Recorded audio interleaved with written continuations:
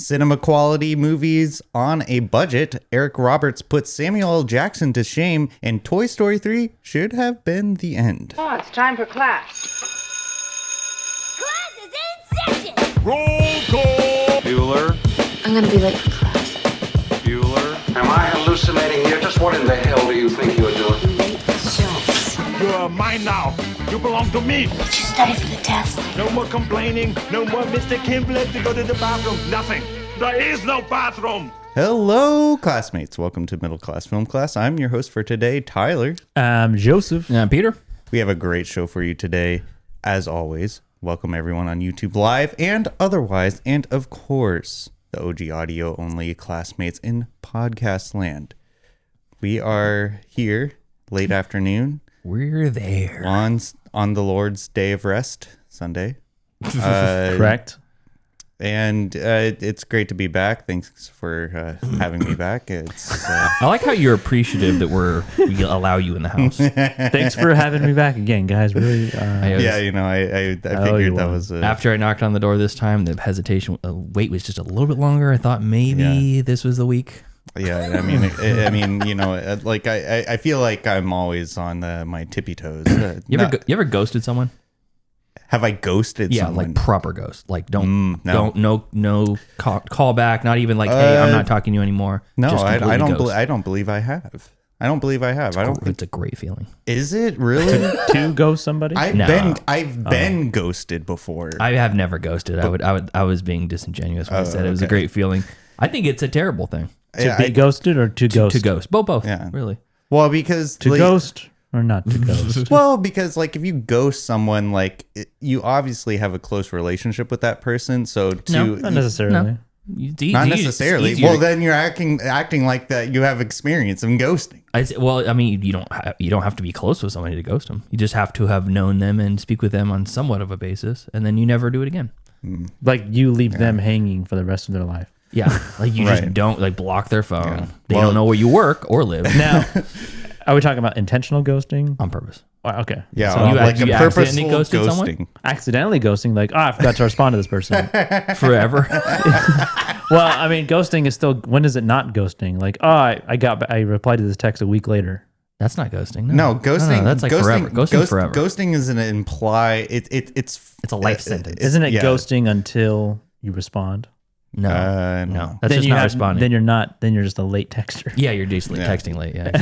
Just like how this show is today, because everyone was expecting us at 12:30 yesterday on Saturday, but here we events are. unfolded, and so 4:15. We ghosted on the Sunday. audience until now. Yeah, so Unbeknownst to them. How does it feel, audience? yeah. Well, anyways, leave us reviews. I have to say that I hate to bring up the weather, but Don't you do it? God, all right, fine, then I won't. How is everyone around the table? I'm good. great. Yeah. I'm a little toasted. I golfed this morning. Yeah, you were on the links. Yeah, my face is a healthy bronze. Richie Links Yeah. on the links with links. Yeah. Richard Linklater goes by Rick, apparently, to friends. Is that right? Yeah, that's how me and Kevin, Ethan Hawke talked about him. Yeah. I almost said Kevin Bacon. Rick. Yeah, Rick came to me and he was like, you know what, I want to make this movie, but you're not old enough yet. So Yeah. Ethan. I've been working on this movie for 35 years. Yeah, almost done. So Pete was out on the links, so you're having a good time. You had a nap while we were watching a movie in your living room. Joseph, what were you doing today? Today, nothing interesting. But yesterday, Nothing interesting. me and Your life is always interesting. Well, You're like the Paul Thomas Anderson of Sacramento. I don't know. I don't think he lives an interesting life. He's according to him. Wait, really? Yeah. Anyway, Deanna and I I'm sorry. yesterday was more interesting yesterday. And the reason why kind of the show is now happening now, because Deanna and I, for Deanna's birthday, which was last month, I bought her a mushroom foraging experience. Oh my God. That's cool. What a romantic. And we went yesterday, and it was in Point Reyes, which is like 2 hours in the bay towards the Bay Area, and like it's a whole area of like beaches and forest. Point Reyes is nice, yeah. And stuff. So Did you get some cool mushrooms? we looked at some cool mushrooms. We picked some cool mushrooms. It was like a class, so there was like a person guiding us on what was edible versus not edible. Like they're all edible, but you might die from some of them. or you might just get like a stomach ache from Level some of of them. danger for it. So we picked some. We picked a bunch. There were parts of the. It was like a hike, like a 4-mile hike. Yeah. And there were parts of it where we kind of dispersed outwards and just like walked around, found some stuff, and we found like a variety of mushrooms, like chanterelles and which are like the most obvious looking edible mushrooms. Did you taste one? I did not. What? No. Most people didn't taste any. There was one where like they did taste it, but they immediately spat it out because the guide was like, "Please spit it out." Really? The guide said spit it out. Yeah, just because like the nature of mushrooms and like this was like a beginner class. It was like there are two mushrooms that look very similar, but one is more brittle and like has a more peppery taste. And there's more nuance to it than that. It's like, And then it has a really burning, painful taste afterwards. so it's like I'm getting a slightly pepper taste, and it's like you shouldn't swallow the one that has a peppery taste, and it's okay to swallow the other one that doesn't have peppery taste. And you're like, I'm getting a slight peppery taste. Okay. So it's like, let's just spit it out. Yeah. We're out in the wild here. We're not near a hospital. I like fresh mushrooms. I do Farmer's too. market I go to, there's a lady that sells mushrooms varieties. Yeah. Yeah. The guide says like most of the time you should probably be cooking your mushrooms. Yeah. I just saute in butter. Yeah, exactly. So it's like a good mushroom. You literally just have to saute salt, olive oil, Yeah. butter, whatever, and you can eat it by themselves. And then just going on about just like because there's like thousands of species of mushrooms, and there's very similar looking ones. We found a huge Mario mushroom. It was like this big. It was like red with like the white spots on it. Yeah. Nice. This one couple found like a shit ton of chanterelles that shared with the group that we That's took nice. Wow, home. there's a bunch of mushrooms in this place. Yeah, it's brimming right now, especially because it was raining recently, so it's filled up with mushrooms. Well, that sounds like a really great romantic adventure that you had on. I mean, I wouldn't say it Saturday. was romantic because we were with like 10 other people. And you're like on a physically demanding hikes, constantly bending over to pick mushrooms. Yeah, Well, it's like, That sounds cool though. it's more of the gesture itself. Yeah, that's Yeah. cool. But It was also Brianna's birthday yesterday. Yes, was correct. It was. And she said, "You Pete's- better not fucking be spinning on my birthday." Well, luckily for her, we weren't. Yeah. It worked out. Yeah. Yeah. So happy birthday, Bree. Yeah. And- Happy birthday, Bree. and for sure. late birthday, Deanna. Yeah, there you go. And, Awesome. Yeah. Two of your ladies. But yeah, so we got some mushrooms at home. celebrating another year on this earth. This is dynamite stuff. This pre-gab. Anyway. Dynamite. So yeah, we got some. All right, fine. Mushrooms Well, that- then let's get into some gab and chatter. All right. Find some charity, you lad. Now's the time for gab and chatter. Gab, chatter, news, stories, or what have you. I was enjoying the mushroom talk, by the way. I was too. Thank you I for was- interrupting me. Yeah. Well, we have a show to get to. Joseph, what do you have for us today for our gab and chatter? I don't have any I don't have a news article to go with this. I couldn't find anything, but there's a new movie that is coming out. It's been seen in festivals, but it is like on the verge of wider distribution. Starring Gael Garcia Bernal, Yeah, there you go. guy from Science of Sleep and Old. And Werewolves Within. Yeah, no, yeah. wait, not Werewolves Within. Jesus, Science of Sleep. That's a movie What's I haven't that? heard What's in a that black long and white time. movie that was a Marvel movie, but is really good? It was like a short. Oh, it was 45 minutes. It was like a wolf. Night of the Werewolf. I don't Something know. like that, I don't yeah. know. I didn't watch it. It was a Marvel movie? Yeah. It was like a special. Yeah. Anyway, he's a Spanish actor, I believe. The movie is called Magellan. It's about the explorer from the 1800s or something, and it's a brief moment in his life. That's when the story takes place. But the story that what I want to talk about is that first we have Sean Baker with Tangerine Tree on iPhone. Then we got Danny Boyle shooting 28 years later on an iPhone. And we have Gareth Edwards shooting The Creator on a Sony FX3 prosumer camera, which is like a $4,000 camera. But it's easily It's accessible. It's accessible to the layman, not like shooting on an Arri or Panavision cameras, And now with this movie, Magellan is shot on a Panasonic's Lumix GH7, I think, which is an even cheaper camera than the Creator camera. It's like an $1,800 camera. Yeah, that's crazy. and it's like this period piece. They're out shooting on this old ship that's sailing the seas, and it's 4:3 It's a 4:3 ratio, which is like your old TV set. Yeah. And I mean, from what I've seen, it looks fantastic, and it's, I believe, probably mostly naturally Yeah, lit. it looks natural. Just a lot of sunsets and cloudy skies and great framing, and I'm sure they had modifications or the shooting on premium cinema glass as well. What does that mean, cinema glass? Lenses. Okay. Like, yeah, big. So they movie replaced the lenses on the... on the actual on the- body of the camera Yeah. with like Okay. a bigger lens. Yeah, Got it. It's just like Danny Boyle did with. I mean, he had it shooting on iPhone 15 or something, but he had it rigged the fuck out. I know. I saw that rig in the behind-the-scenes shots, and it looked insane. Yeah. So now with similar to the FX3, which is like the most probably the most popular camera for like indie filmmakers, other than like, it's like the camera before you would go and shoot something on an Airy or something, because it just has that dynamic range and capability and flexibility.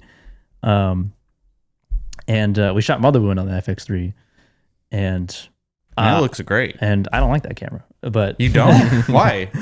I just don't like Sony. I don't like their menu systems. It's a whole technical thing. Okay.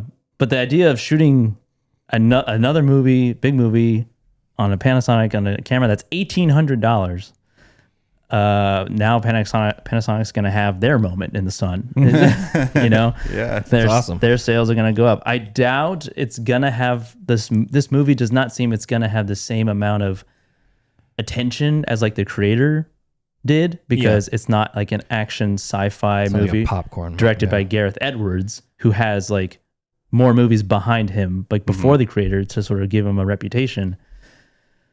This other director, he's not done anything I've ever heard of, but he's done a lot, and he's been working since the 90s. But I've never heard of him. I've never seen any of his other projects. Not that he's probably isn't. What's his name? I don't know. He doesn't. Well, there we go. Lav Diaz or something. Well, Laz Dia. Well, I think it's interesting. It kind of mirrors the era of when home recording for music was coming into play, because before, like in the 70s and the 80s, you couldn't really record music in a professional way that you can. Oh yeah, you had to like have an uncle that had a recording studio or something. Right. Yeah. And so, but nowadays, I mean, I think film kind of caught on a little bit more faster than music, because the technological evolution of cameras was very fast. And so I think now it's just getting to the point where you can have a really good looking image for relatively affordable. Where you've had like studio quality mics for quite some time, and Right. with post production you can really make them sound great. Yeah. Especially like, if you have a room and fully insulate it from vibrations and echo and things like that. And I think it's great, though. I mean, just a prime example of Mother Wound. That movie, like when I was watching it in the theater, I was like, I couldn't distinguish it from, like, you can kind of distinguish, like, you know, like films that were made. You better be very careful what you're about to say. Made like not backed by, like, you know, studio movie. multi-million-dollar studio to, you know, a crowd-funded film. So what's that look for? You're saying you normally can't tell the difference? Well, Oh, no, nowadays, you can tell the difference? I mean, I think in the past you could, but nowadays I think that with the accessibility to technology that is used by multi-million-dollar companies. Yeah, it's much easier It's to achieve easy. that effect now. Yeah. So Yeah, it's been democratized a little bit. yeah, Yeah, and I'm all for it. that's a good word. I am all for it. Yeah, I mean, obviously it's like, because it's become more accessible, there's more stuff coming out, which also Yeah. means there's more garbage coming out. That's true. But Yeah. it's like it's like good and bad because the worst person you know is a filmmaker. That's funny. The movie that I was thinking of, Werewolves Within. Werewolves Within. Yeah, Werewolves Within. Is it Werewolves? I thought that was the. Hold on a second. That's like. Maybe that's the one I thought it was. Hold on a second. Where is it? That's the one based on the card Werewolf game. by Night. I'm sorry. By Night, Werewolves Within's the one with the guy from Detroiters. Yeah, Sam Richardson. Yeah, Yeah. Sam Richardson. He's so funny. I love him. Yeah.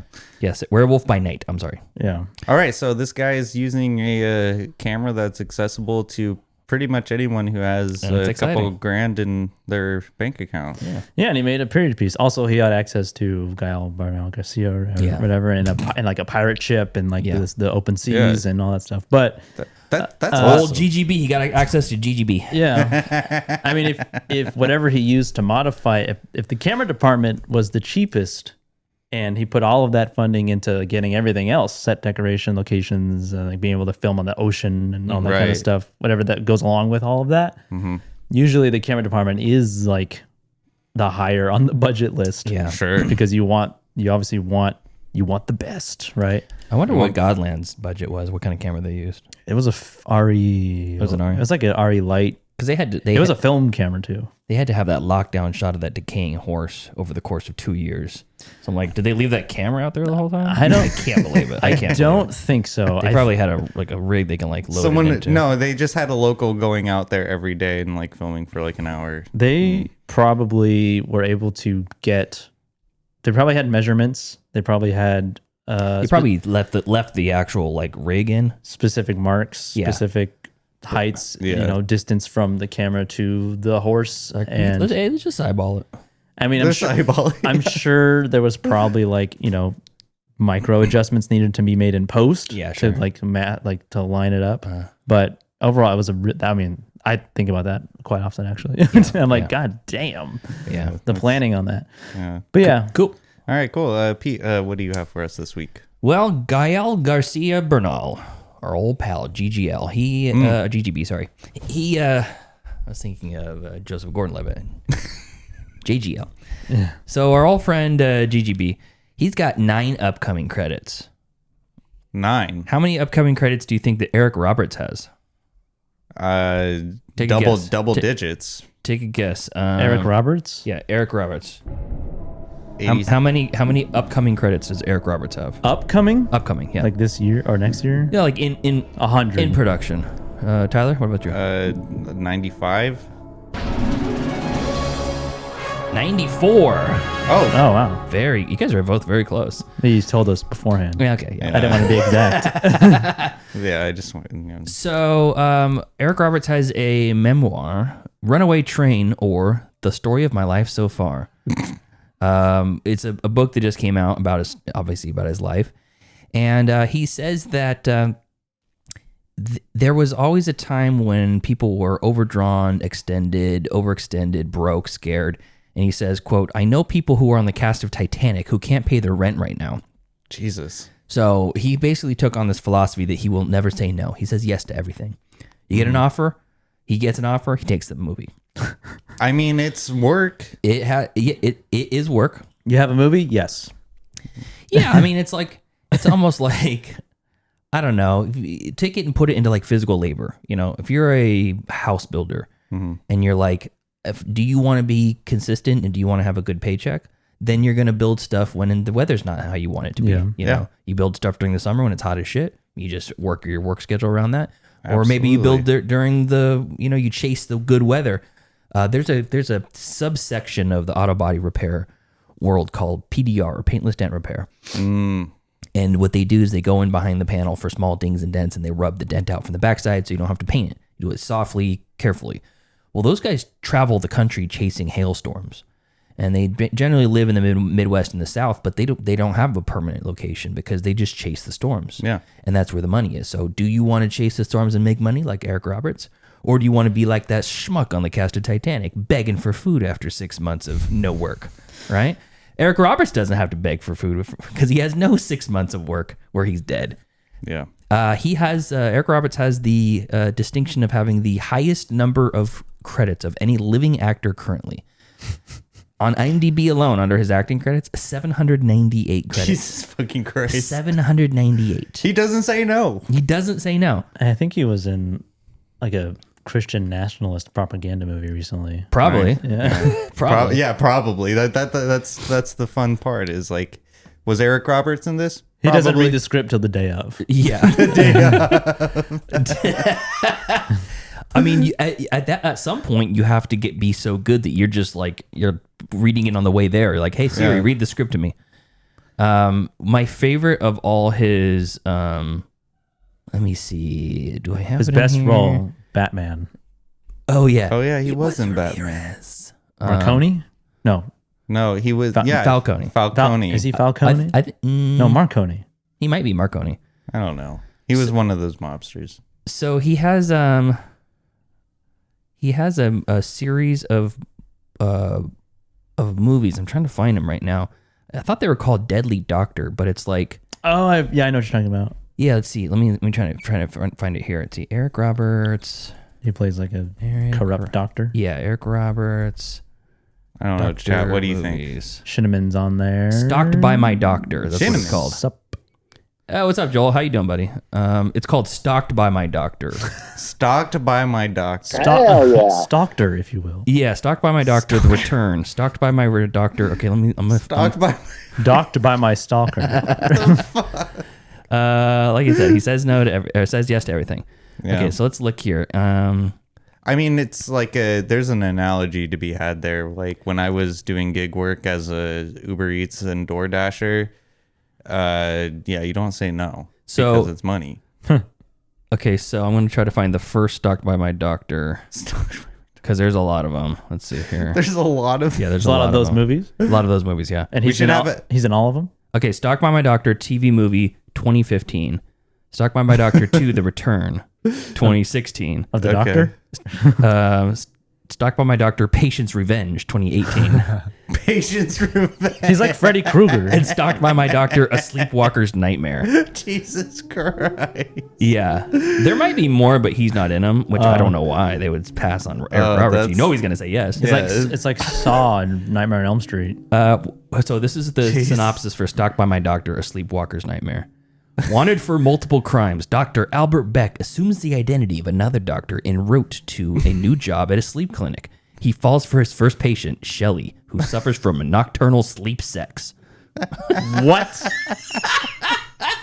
I'm already sold. I'm a sleep sexer. I'm a sleep sexer. It's been said many times. Yeah. It's in the DSM-5. All right, so I want to do a little mini game with this with you guys. Okay, so Was Eric Roberts in this movie or not? I'm just gonna say yes to all those. But I want to pick a few words. Let's do a couple of. Okay, so I'm gonna do doctor. Okay.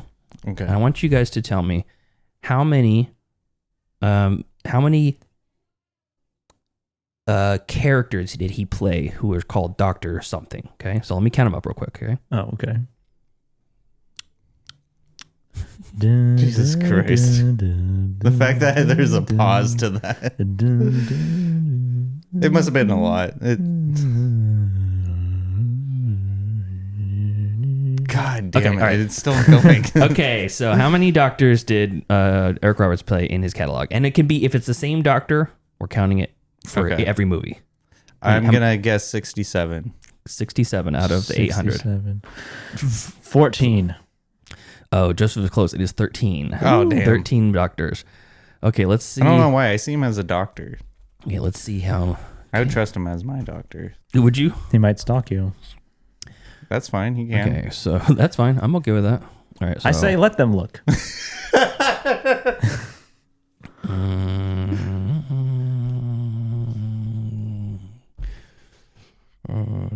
How many times did he play a henchman? 17 times. Okay, so. All right, how many times did he play a character who has the word detective in the name? Oh, did you already tally it up? I did. Okay. 13? That was you just saying 13 because that was the last one. No, that was a genuine guess. 9. Tyler's right with 14. Oh, wow. 14 detectives. Okay. He's truly a true detective. Okay, now let's do this. All right, now let's try. What the hell is this? Okay.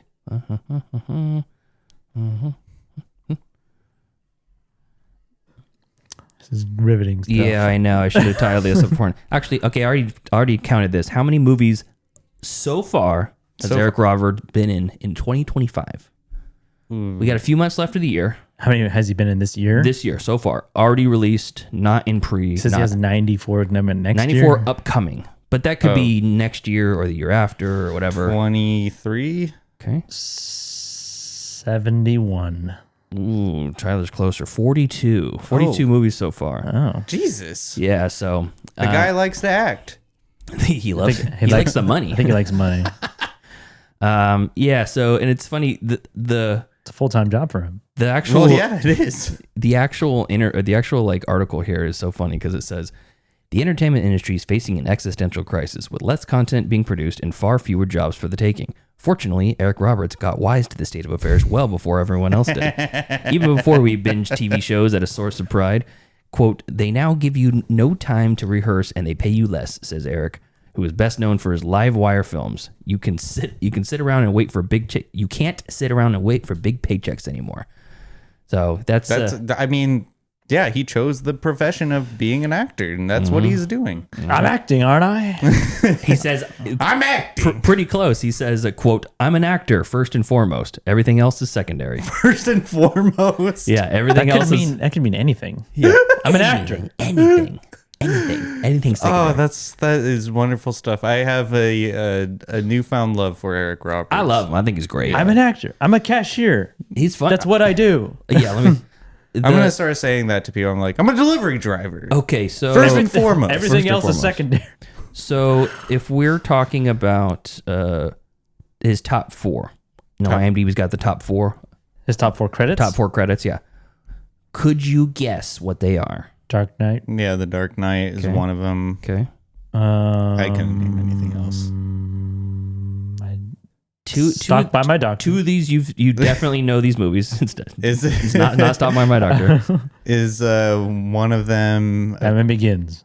No. No. Dark Knight Rises. And it is Maroney is his name. In there. Maroney. No. Maroney. I think I was saying Marconi. Yeah, I don't know why. Okay. Maroney. One more guess. Okay, so The Dark Knight. Yeah, one more guess. Then we'll move on. Fuck.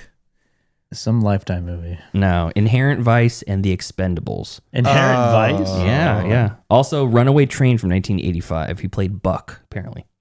Oh, okay. Yeah. So, God bless you, Eric Roberts. Yes. You make the world go round. Keep doing what you're doing. Yeah, please. Keep pumping it out. Be the example that actors should look to. Yeah. Quantity, not quality. I'm an actor, first and foremost. Yeah, he is. He's an actor first and foremost. All right. Well, that was fun stuff. I'm glad Eric Roberts is getting work still in this economy. Julia's brother. Well, on to my news story. Toy Story writer responds to fans who feel the franchise should have ended with the third movie. This is coming from slashfilm.com. Who's the writer? Well, that's a great question because they do not mention. I don't know. Because I don't know, and they do not mention the writer who said that. The quote is, "So 3 was the end of the Andy years. Nobody's being robbed of their trilogy. They can have that and never watch another if they don't want to. But I've always loved how this world allows us to embrace time and change." Oh, Andrew Stanton. Yeah, there's 8 writers accredited to Toy Story. "There's no promise that it stays in amber." So I'm guessing amber is the John new Lasseter. No, amber's like preserved in amber, like it's never gonna change. Like the mosquito. Okay. What'd you think it meant? I thought it was another character in the I franchise. thought it was a person. Yeah, I know someone named Amber. I do too. And I'm preserved in her. Nice. Very cool. Well, anyway, so it got me thinking that because Toy Story 5 is coming out imminently, and Anytime now. and I just thought that I haven't seen Toy Story 4. I've only seen the first 3. And I agree with the naysayers to the writing staff that Toy Story 3 should have been in the end. Mm-hmm. And the writer saying, well, that's the end of the Andy years. It's like, oh, fuck off. No, just that was a great trilogy. Like, if you've seen the first 3 Toy Stories, like, that was just that was like the Star Wars of animated film. You had to be there, man. I wouldn't go that far. But I think you didn't have to be there. Well, no, you don't, because it's out in the it's ether. in amber. Yeah, exactly. Well, there It's was in like amber. an 11-year gap between Toy Story 2 and Toy Story 3. Right, and that's what made Toy Story 3 so impactful for myself. And the direction that movie had was just incredibly well done. I really think they should have gone into the incinerator. I should have just ended. Did you guys see that YouTube edit of those guys? Yeah, who, they show their parents. Yeah, they showed the parents, and that was the ending. Oh my god, that I couldn't have. What a ballsy ending that would be, though. That would be And when I saw it in theater, that I was convincing. I was like, oh my god, how are they gonna get out of this? That choked me up. Yeah. I'm not gonna lie. I was like, I had a huge frog in my throat when I saw them facing the flames of the incinerator. But it kind of got me thinking about, because I knew Toy Story 5 was coming out, but because we had to have a news story for the show this week, I just figured, fuck it, I'll pick this. it came up. It came up on my feed that the writer had a critique on people who are saying that that there shouldn't be another Toy Story, and I'm kind of on the side of the public where I don't think there's is really a story to be told about Toy Story any longer. Like Toy Story 4, like I don't even think that was even necessary. I think That was cute. It was better than I was expecting. Was it? Mm-hmm. Oh, that's good Yeah, to hear. that was good. Bo Peep is like a Ellen Ripley. Really? Yeah, she's gone independent. She gone rogue. She lost the skirt. Oh, She's in a jumpsuit. Wearing pants now. Yeah. oh, wow. Okay. Well, I was thinking more. Bring back the Hays Code. Would that mean dress again or pants? Dress again. Okay. Oh yeah, it would Bonnet. definitely be dress. But it got me thinking. I wanted to ask you fellas. So what do you guys think about these legacy sequels? Because we're getting a Shrek 5 soon, maybe. Yeah. Whatever. I'm fine. You're fine with it. Yeah, because I can always just watch the original ones, and if it really irritates me, I could just not watch it. Well, of course. But I mean, like as far as like an artistic integrity standpoint, There is no artistic integrity when it's a studio film. Fair point. Fair point. That's their goal, is to make money. Okay. Okay. Yeah. Well, I mean, the worst and best example of this is the fucking Moana live action. Oh yeah, It's like, and the Lilo and Stitch live it's action. like 9 years later, and we're going from a CGI movie to a quote unquote live action movie, which is actually just CGI. 90% CG. Yeah. I just think that like It's like reverse Roger Rabbit. while Talks about that sequel for that one too, actually. while these projects give jobs to people who need the money living in Hollywood and wanting to They don't get have the work ethic of Eric Roberts. Yeah, that's true. I think the studios do. Seems like they're just making them. Well, I mean, it's not like they're making movies for them to make money. They're not trying to be altruistic and be like, we're making these movies to provide people jobs. Yeah. Well, I mean, like I think that's the side effect of these kind of films, but I just think that it's really diminishing to people who actually give a crap about making movies, because they're working on a movie that I would say maybe a quarter of the population doesn't care about having. I'd say way more than a quarter of the population. I was being conservative about it, but yeah, it's probably more than a quarter That don't care or do care. Yeah. So I think that at least for myself, like when I see like, oh, they're making a Shrek 5, oh, they're making a Toy Story 5, it kind of loses the. When is enough enough? It kind of it just it loses me on the magicalness of those kind of films, because I remember Toy Story coming out and just being amazed. Like, But it then was again, like, you have legacy sequels like Top Gun Maverick, which was far surpasses the original. that is an anomaly. That's an anomaly Having because not Maverick seen the first was one, good. I'm saying it's better. Wait, man, what? Hold on. You haven't seen the first Top Gun movie? No, I mean, no. you have like Blade Runner. Yeah, that's good. That's like a huge sequel, a huge sequel gap right there. But yeah, see, those are anomalies, though. Like, you have Denis you couldn't- Villeneuve, or Denny Villaloboo. yeah, but you can't however have- the fuck you say his You name. can't have an anomaly unless you have 10 miles of shit first. That's a Mad Max Fury Road. That's a great point. That's a great point. Creed. Yeah. The band. I don't even know what that is, but Mary Poppins Returns. there's a Mary The Poppins band. Returns. Yeah. It's a horror movie. I would love a Mary Poppins. It's in the horror Pooh movie. verse. Yeah. It's in the horror Pooh verse. Yeah, when is the licensing on Mary Poppins up so we can make a goddamn horror movie of that? But yeah, I think that the writer of Toy Story 5 getting triggered by people saying we don't need a Toy Story 5. He's like, well, it's not about Andy. Well, like, suck it. He's just trying to explain. Why Yeah, are you so mad at Andrew Stanton? By the way, that's his name. yeah. Well, Andrew, They did name him in the article. Andrew Stanton. Oh, they They did. call it the end years. Why do you think they call him that? Because it features Andy? That's right. Stop it. Yeah. Well, I mean, I don't know. I think he should take a page from a lot of creators who don't get triggered by their fans, and Such as? the creators who do get triggered by their fans often look like fools themselves because it's just Take a note from people who don't get triggered. Who's a creator who doesn't get triggered? who's a creator who Doesn't get triggered by their fans. Who do you think? George Lucas doesn't give two fucks about any of his fans. Correct. Okay. But in a different way. Yeah. Exactly. Anyways, let's get into some streaming picks. Oh man, dropping that shit already mean hell fast. Movies. It's the trigger sound. Disney It's like Pavlov. HBO Max. If I don't get the pick, show's over. I have grown accustomed to Hulu Plus. Amazon Prime. I like Netflix. Streaming picks.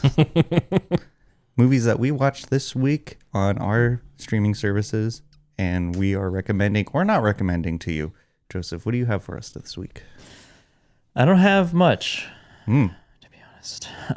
To be honest, I have one catch up. that's fine. I watched Scarface, which is not technically a streaming pick. I was supposed to watch it for the review. Yeah, you just weren't there. But I was not here, nor did I watch it that week. When I watched it this week, and it was good. It was comparing, I guess, ranking so far, Jekyll and Hyde and Scarface. Scarface is number one. Thank you for the correct pronunciation.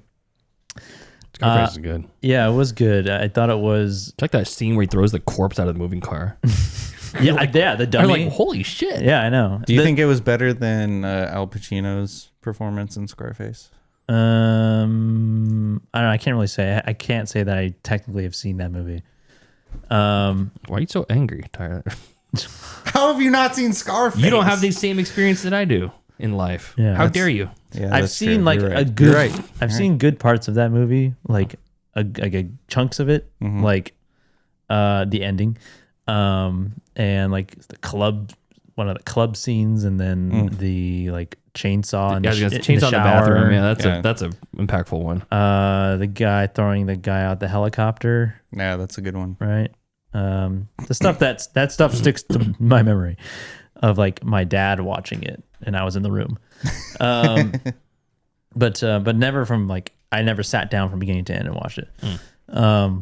But watching this original Scarface, I was like, oh, I totally see this translation to that version. Yeah. You know, I don't quite remember the incestuous implication in the newer one, but The De Palma one, he's just very possessive over his sister. yeah, and he is in this one as well. But there is just a little extra layer. Just feels like he wants it for himself. Yeah, a little light. It's a light little incest layer there. Nothing ever happens really, but it's a little weird. I've never understood why people are like possessive over their siblings. I don't either. Like I they're don't like, get how it. dare you date my sister? You've never had an incestuous relationship? No, I'm just well, I just think that it's strange. It's almost like the mothers who are like, no one's good enough for my son. The boy moms. You're like, what are you? Yeah. Why? Or like having to ask like the father for no, the hand. that's respectful. How is that respectful? That's why, respectful. Why does the father have like any control? Because he's not like it's gonna stop it one way or the other, but it's just a respect thing. It's like I don't. he's been protecting her for her entire childhood, and now you're gonna be quote unquote the protector. You know, you're gonna be the one that's taking care of her. All I'm saying is like, don't you want your sister to like date and like have a relationship and have babies one day and stuff? No, not unless it's with me. Oh God. That's the vibe that I get when people get all pissed off. I'm like, Yeah, it's weird. just don't be mean to her. Other than that, it's like, Yeah, it's fine, weird. whatever. Yeah.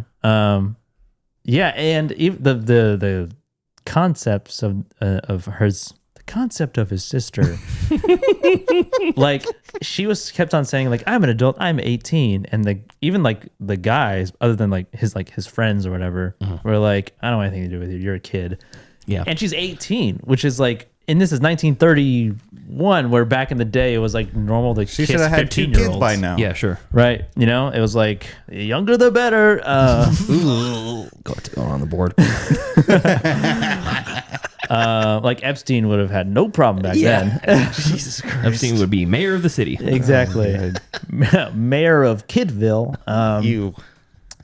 But yeah, the way that his friends were treating, I mean, it could have been just because like she was his Scarface's sister, you know, that could have been the part of it too, where it's like, I don't want to get involved with you, he's gonna fucking kill me. So that could have been a part of it. But like everything else, like even the car chase sequences, like the camera on the back of the car, I was like, what are they attaching? How are they driving this camera? What's the rig look like? I want to see that. Duct tape and silly putty. I want to see. Was duct tape invented in 1930s? Probably. No, I think it was in the 50s. Was or silly 60s. putty invented in the 1930s? Yes, it was, because it was used as a Lubricant. World War II. used as something. I can't remember. Nice. Wonderful. So there was a lot of great stuff. There was a lot of It wasn't a toy before it was introduced to the public. There's a lot of great stuff. A lot of great shots, a lot of great lighting, and kind of like similar to Dr. Jekyll. There's just like a lot to appreciate on a technical level, on a production level. But I also just enjoyed the character and like, because what I learned about Scarface in high school, like the actual guy, which was not Tony, was Al Capone, right? And it was during the Prohibition era, which is more of what this guy's doing because it's 1930s. Less cocaine. It wasn't. Yeah, it wasn't that. Just booze. Yeah. So it was kind of interesting because I there was a big part of as a big chunk of a history class in high school, learning about 1920s and flappers and Prohibition and Detroit and all that kind of stuff. But overall, yeah, it was very enjoyable, and I liked his sister's like little like persuasive dance he tries to do to like, little shimmy. what about this? You like this? Well, how about this? What if I do a little soft shoe for you? See? Yeah. How about now? You want to dance with me now? Say, yeah. And then the sort of climactic gun shootout where he's like boarding up, like concealing all the doors and I like got metal shutters. See? yeah. I like the scar in his actual fate. Like I like that design of that, which was kind of cool. It was like a little cross, a little X. It's like a teardrop, but an X or a cross or whatever. But yeah, that was good. And then I watched, the only other thing I watched was Frankenstein Oh, cool. on Netflix. And that was like a beautiful movie. Yeah, it's that was gorgeous. Like on many levels, it was amazing.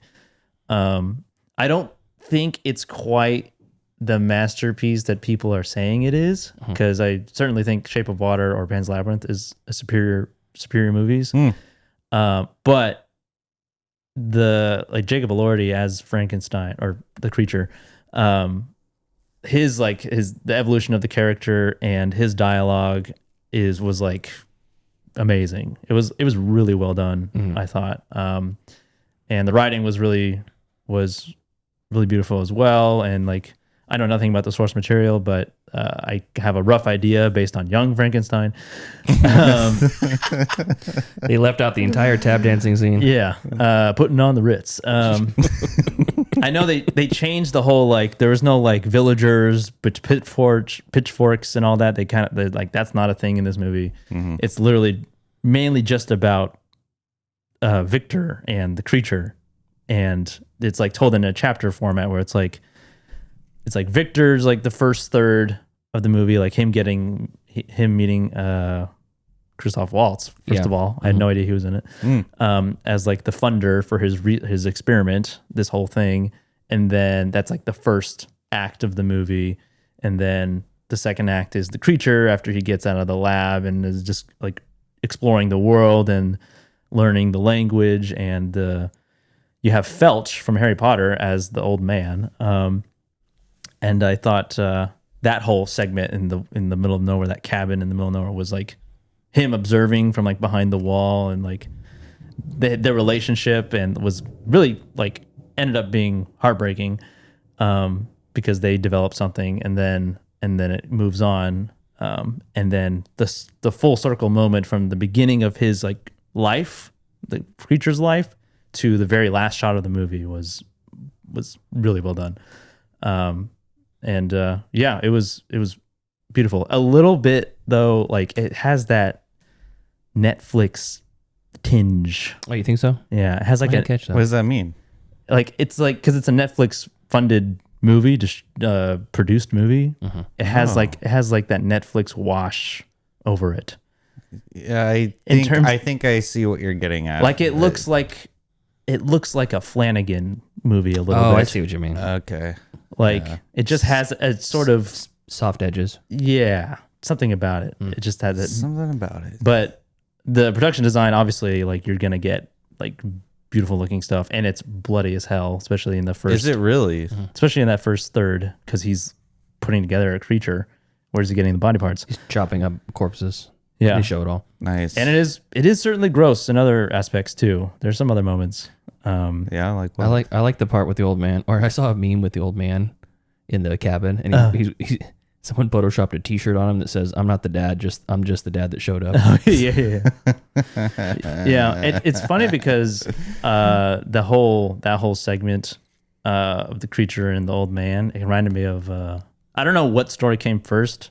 This like Frankenstein, like Mary Shelley's Frankenstein, or Les Miserables, which is also a book, but like the character of Jean Valjean and the creature, like they felt like they followed the same path, where it's like a lost person finds an old man, the old man teaches them the ways of the world and sets them up for their decisions they make later on in life.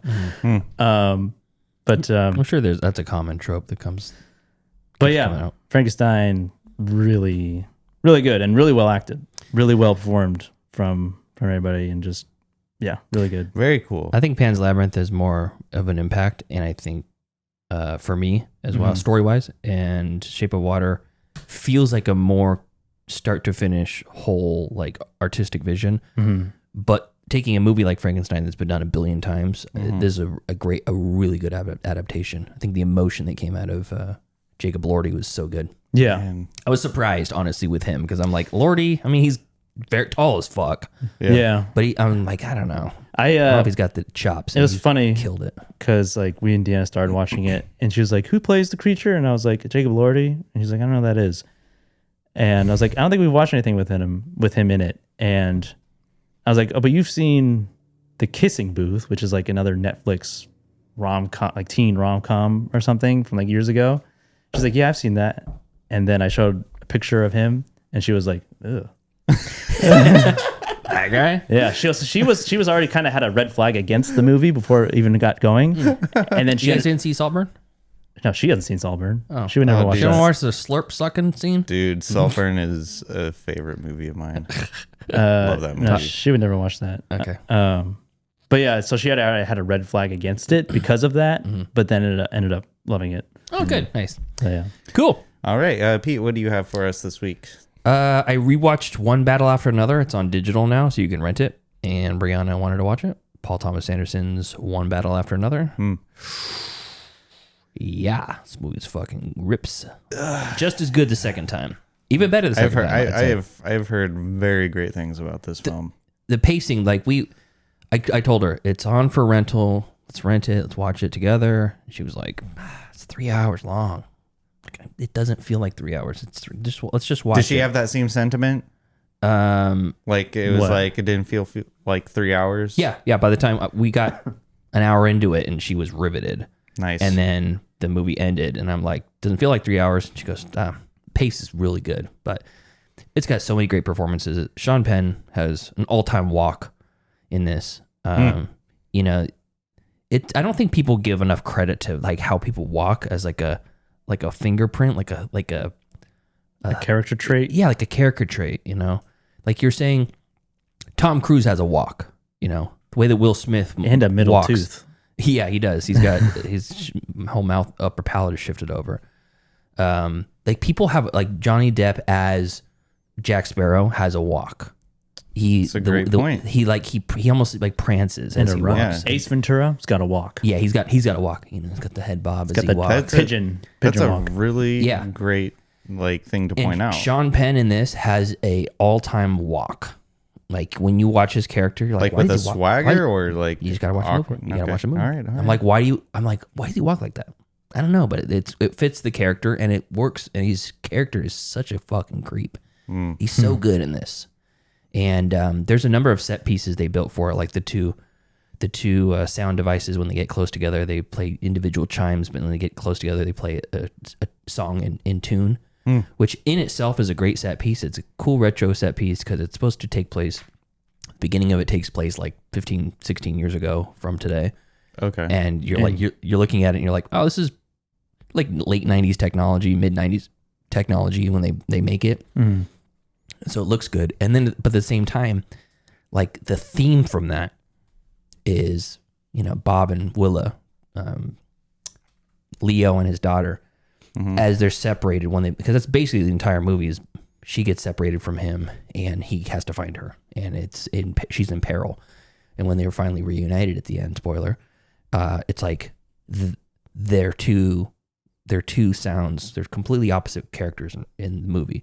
But when they become reunited again, it's like they're become one again. And it's so good. And even the score, I noticed this time, has this constant sound. It's like a constant chiming sound throughout the entire score. It's almost like a single piano note. Ding, ding, ding, ding, Okay. ding, ding. And everything is kind of, the melody goes away from that sound and then comes back to that single note over and over again. And it's like, it's so good. Everything about it is so good. So I gave it 4.5 my first watch in theaters, and it's a 5-star movie now.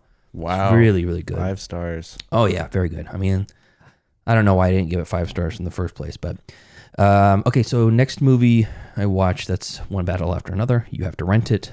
I think it's worth it, but if you're on the fence and you're not sure if you should rent it or buy it, just wait and get it on 4K because it's an easy blind buy 4K. All right. So next up is a movie that Brianna chose for her birthday, which was yesterday, as we said. And she wanted to watch something fun and uplifting and maybe a little bit wild and crazy. And we watched this movie called Oh Hi from 2025. Not the town, oh hi. No, but The greeting. yeah. Oh, hi.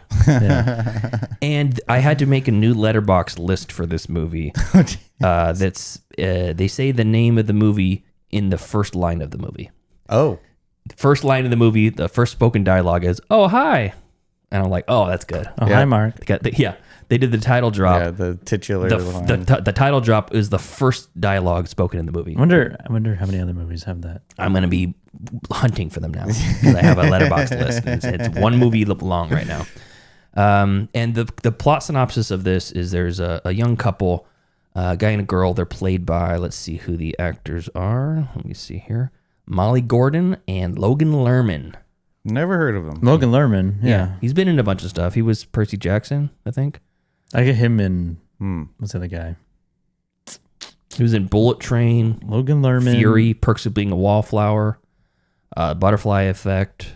He was the kid in The Patriot. He was also the older son in 310 to Yuma. Okay. The one that goes with his dad. There's him and another actor who have similar looks. Noah. He was in Noah. So anyways, they're a young couple, and they go out to they rent a cabin to spend the weekend out in a cabin together. And she is kind of a hot mess, maybe a little eclectic, but they go and spend this weekend together, and they find some kinky sex toys in this cabin. Fun. Yeah, some like whips and chains and straps and stuff like that. And they're like, "Why would they leave this here?" And she's like, "Oh, the door's locked, but I picked the lock, It's like an I just picked the lock. wait. It's like an Airbnb. It's like an Airbnb. Okay. They rented the cabin. It's a beautiful cabin, beautiful it's on a hill out in the countryside, and I don't know where it's supposed to be taken. Oh, it's got to be it's in New York because they met in New York. So it's like upstate or something. But anyways, he at some point ends up being chained to the bed, and they are having sex and kinky stuff, whatever. Fun. Is it a rated R movie? Yeah. Of course it is. Yeah, there's some nudity, and I won't be watching this. okay. And when he's very much like Gerald Gaines, something happens while he's tied up, and he's not able to be untied. More or less, and I'll tell you what it is because it's not a twist. It's in the trailer. She says something along the lines of, I didn't think it was going to be this easy. And he's like, what would be this easy? And he's like, just our first trip as a couple. It just feels so right. Everything feels great. And he goes, woo, couple? We're not a couple. Oh. And she's like, what are you talking about? He's like, we're exclusive, right? And he's like, no, we're not exclusive. What are you talking about? Oh. You said you would only have unprotected sex with me as long as I wasn't having unprotected sex with anybody else. And I'm not. I use a condom anytime I have sex with another woman. And she's like, what? And he says this while fully chained to the bed, hands and feet. You idiot. I know. The whole time I'm like, just shut the fuck up. Just shut up. Have this conversation after you're unchained.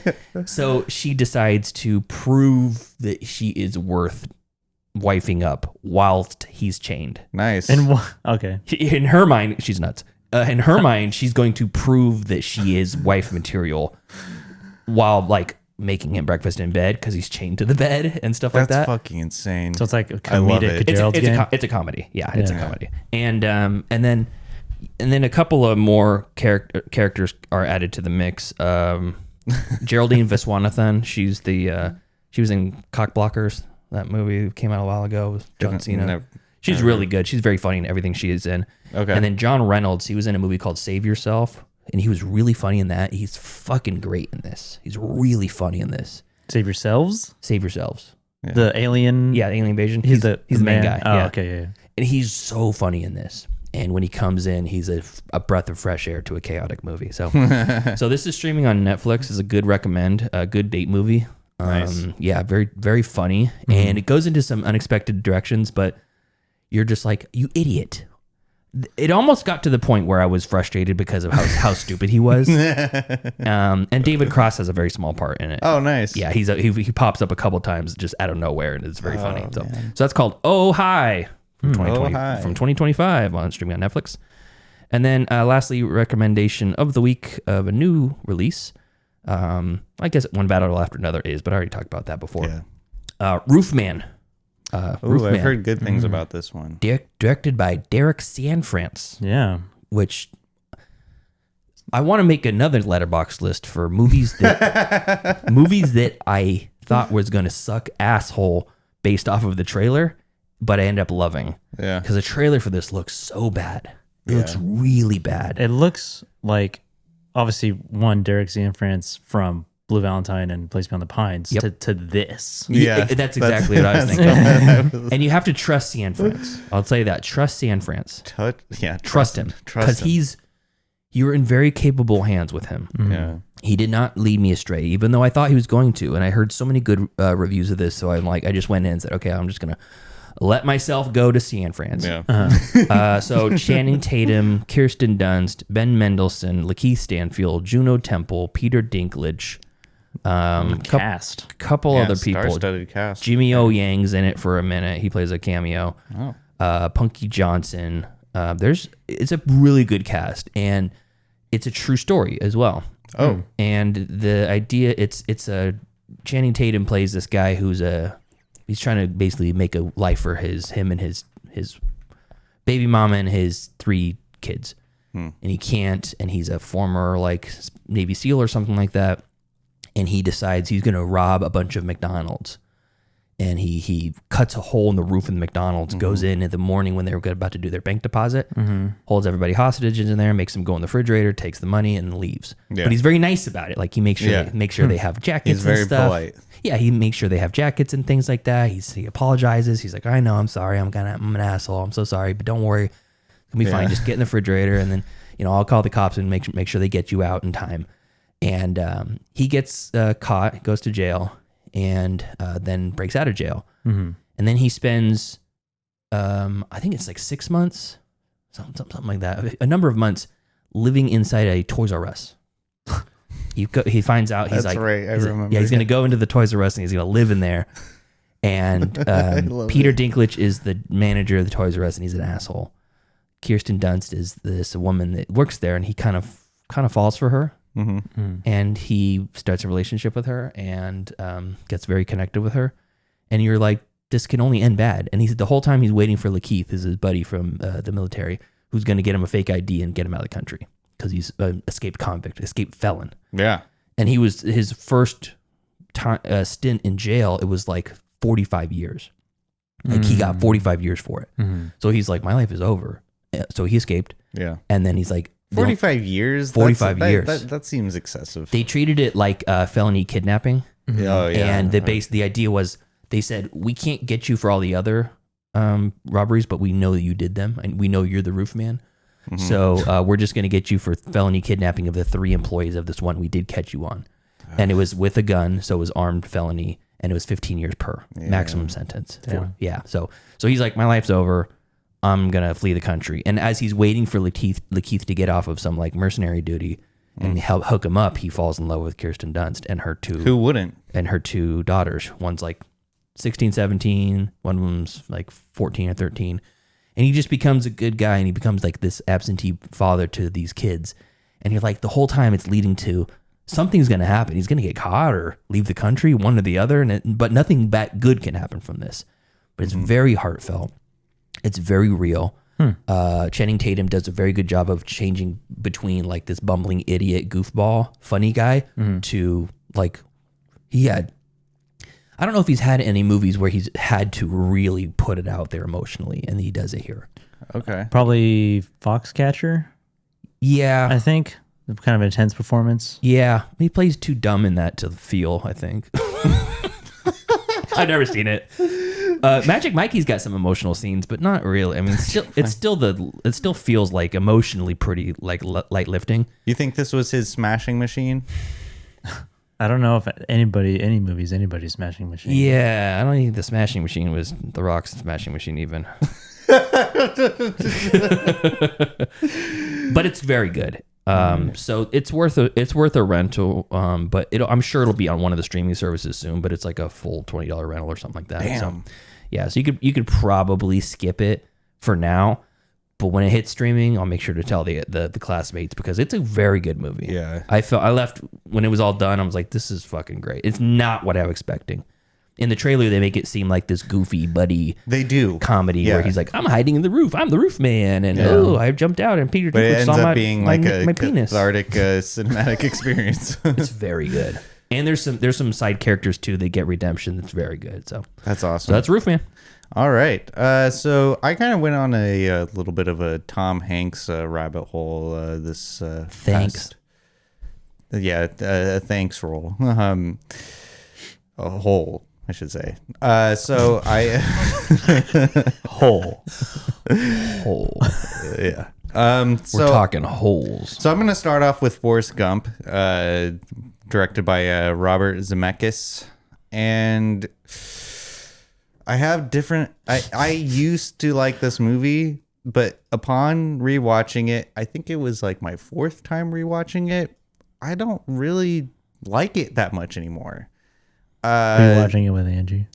How did I know that was going to come up? no more. I like women. How did I know that was going to come up? No, I was not watching it with my love. But But she did voice her disdain before you started watching it. No, she did not. She's like, "Oh, you're watching that old rag." Just so you know, I don't like that movie. You better have good answers when I ask you about it. Better also not like that movie. Okay, well, no, and Angie and I were not watching this movie together, nor does she know that I watched Forrest Gump without her permission. Oh, she's gonna be pissed when she hears this. I know. You did what? I'm already waiting for the message. Let me see the rating. I'm gonna get the paddle. Please do. Anyways, 1994, Forrest Gump. So I like this movie because I did like this movie because I feel like the pacing was really well done. Just the storytelling was very just enigmatic. Is that how you say it? I don't know what you're trying. Enigmatic. He's an enigma. Yes. Who's an enigma? Forrest. Is he? Yeah. Yeah, because he's a war hero. Well, so there's no mystery to him. He's a simple man. That's what the enigma means. Well, how could such a simple man accomplish so much in life? So this is where I take issue with the movie, though, is like, yes, it's a really good story being told, but the characters are generally horrible people, especially Jenny. And the fact that Forrest, I guess it's because due to his condition that he falls in love with this woman, but condition? Yeah. What condition is that? Name it. His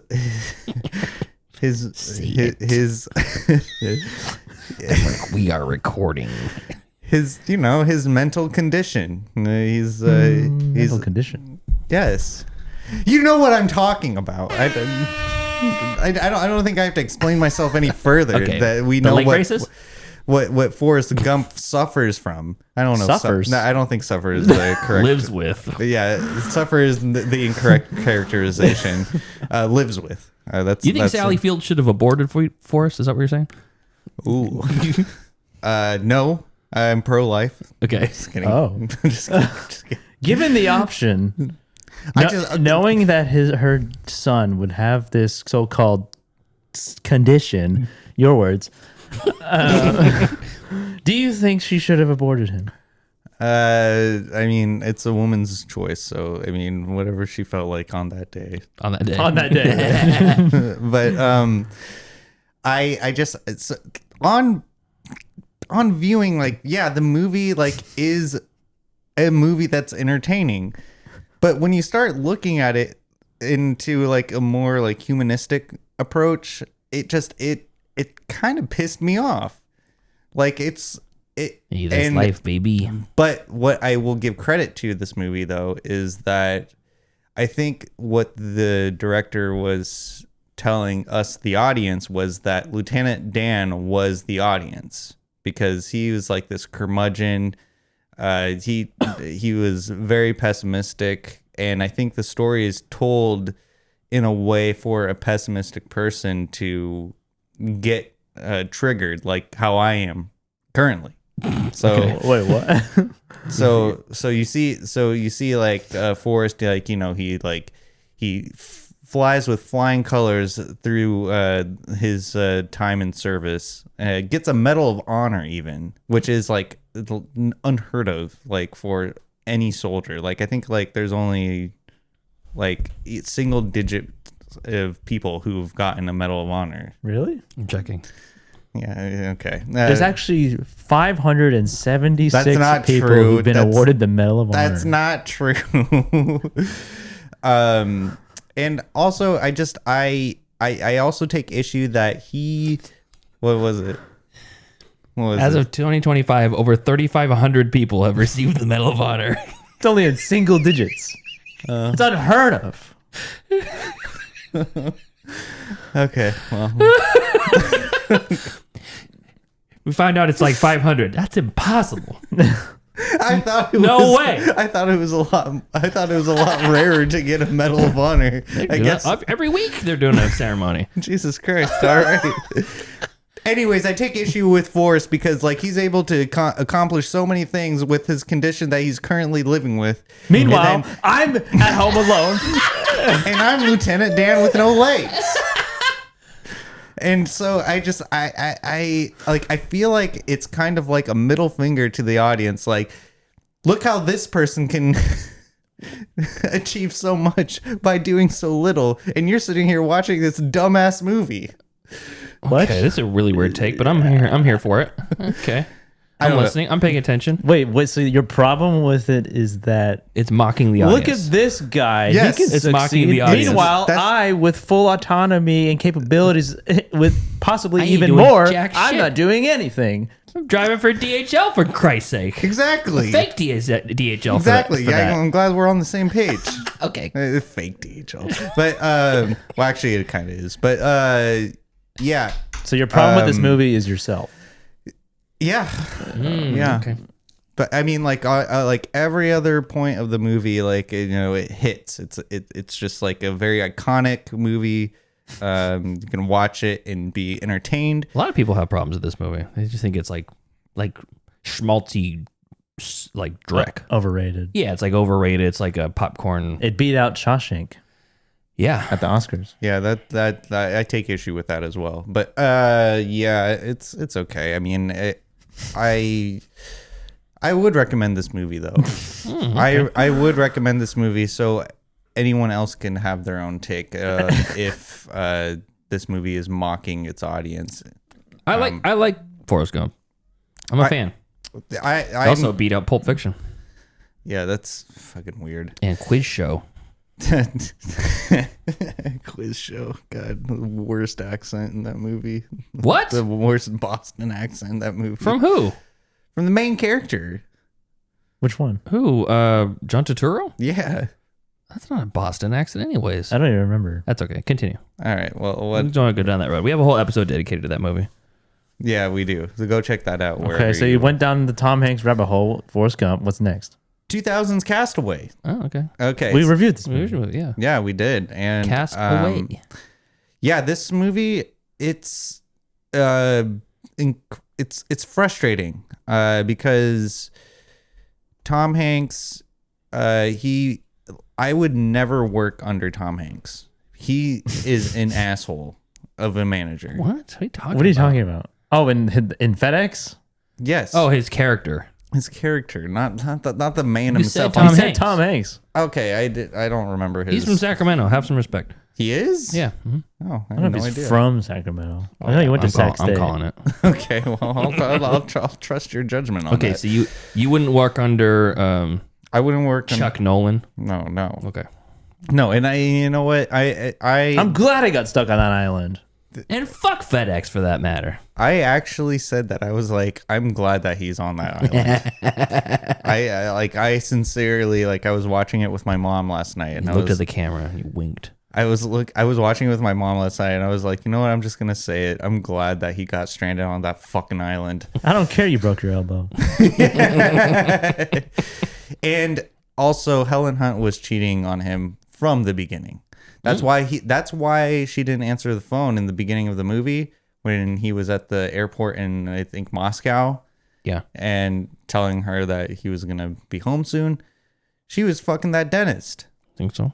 Oh yeah, big time, big time. He was gone for 5 years. The kids are 5 years old. He's like, wait a second. Yeah, the Were you time is Lieutenant Dan watching this movie too? Yeah. Yeah, You were Wilson. yeah. I wasn't the volleyball. Well, maybe. I mean, I don't know. But How many more Tom Hanks, Robert Zemeckis movies did you watch? well, that's the only two. Oh, okay. Yeah, You went that's quite a deep hole you went down. yeah. It was a Up ankle deep. yeah. It was It's like a puddle. It was a 6.5 inch deep hole. But yeah. I think I favored Castaway more than Forrest Gump. I think, and despite the product placement of FedEx being all over the place, I think the idea of the movie was very compelling, and also that there was not really much dialogue in the movie at all, nor there was any like music. And so I think the way that it was directed really like made you like put yourself in the shoes of Tom Hanks' character Chuck, being stranded on an island, and like it makes you think like, okay, so what would you do if this happened? Like I told my mom while we were watching, I was like, this is like the most uncomfortable situation I can think of. Like surviving a plane crash in the middle of the ocean and then being deserted on an island. Like, can you think of anything more uncomfortable? Being tortured? No, While that's stranded not on a true. desert island. No, that's not true. You can find some enjoyment in getting tortured. Oh, I know. When you go to a friend's, like a friend's house, and they have another friend over that you don't know that well, and then your mutual friend goes away, and you're left alone with this other person you don't know very well. That is uncomfortable. I don't know if I would call that uncomfortable. I call that an opportunity. But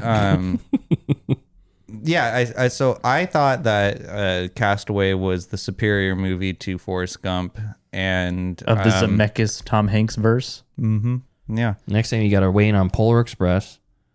Do not like Polar Express. I do not. You got to like weigh in them. on Polar Express and also what's the other? Pinocchio. 2022's Pinocchio. Who did the newest one where it's like the fixed camera? Tom Hanks and Oh, That's Zemeckis also. is it the newest Yes. one? Oh yeah, and Here. That's what it's called. Here. You got to do Here as well. Here. Yeah. I forgot about it. He was in that one. well, maybe I'll check that out. And then finally, because both of you guys haven't seen the show, Pluribus episode 4 is out on Apple TV. Incredible. Will definitely get you wrestling around with many thoughts, and I can't recommend it enough. And Rhea Seehorn is a new member of my celebrity crushes. Oh, cool. Good for you. I almost ripped off Damashek, but I caught my tongue. Good job. Proud of you. Is that it? That's it. Okay, cool. So Forrest Gump and Castaway. Yes, Forrest Gump and Castaway. And I watched this on YouTube TV. So take that with On what- YouTube TV? Yeah. You pay for YouTube TV? Your parents do? My parents do. Yeah, Oh, okay. that's where we get all. You don't have cable? They don't have cable? They just have YouTube TV? No, they cut the cord a long time ago. Is it really cutting the cord if you're paying for YouTube TV still? It's still Still. cable, kind of. Yeah, it's kind of a cable. Well, yeah, I mean, but it's better Through than the internet, though. It's better. Yeah. Okay, cool. So thank you to our cool ass yard duties over on Patreon. That's Javier, Heather, Michael, and Chris. If you want to support us in the Patreon, you can do so at patreon.com/middleclassfilmclass. Or you can just watch us on the YouTube channel and support us there. That's another way you can support for free. So until next time. Thank you for joining us today as we gab and chatter. We talk about Eric Roberts, Toy Story 3, and what did you talk about? The camera. Oh, yeah, Magellan. Magellan. Yeah, Gael Garcia Bernal's new movie. Follow us on Facebook, facebook.com/MCFC podcast, and send us an email, mcfcpodcast@gmail.com. And follow us on Instagram at Middle Class Film Class. And on Twitter at Podcast MCFC, and on TikTok at Middle Class Film Class. Okay, stick around if you're on the live stream. We're going to come back with a review of The Black Cat, or later on in the week if you're not. See you soon. See ya. See ya. Class dismissed. I gotta get out of here. The bell doesn't dismiss you. I dismiss you. You're free to go. See you next week. See you later. See you later. That's a wrap. Great show.